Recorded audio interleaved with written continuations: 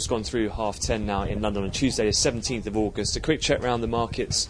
And so far, fixed income Bund futures are down around their session lows, lower by over 20 ticks at the moment, with all of the peripheral spreads trading predominantly tighter across the board. Does come on the back of pretty well received auctions we had. T-bills out of Spain all showing at lower yields on the average basis and higher bid to cover ratios. And the latest auctions out of Ireland, despite some of the concerns that arose last week, their 2 or 4 and 10-year bond auctions going off without any problem, and the agency there selling $1.5 billion at the top end of analysts' expectations.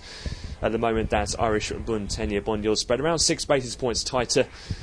And elsewhere, it has been focused on economic data, firstly from the UK in the latest July CPI report.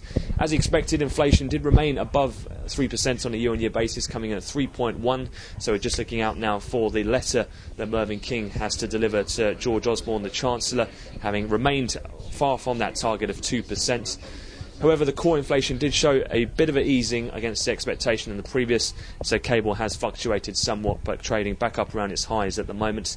Then elsewhere, data-wise, we've had the ZW raters report for Germany, which, although the current or the sentiment headline was lower than expected, the current situation was actually almost double consensus, so the euro is still holding up around that 129 handle, up around its best levels at the moment, with the European stock indices in positive territory across the board. So just taking a look forward towards the rest of what's to come for today. From the US session, quite busy. We'll get the housing starts, building permits.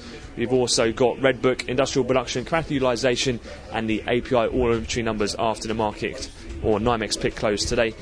We'll have another update to come at the European cash close, but that concludes the European morning wrap-up.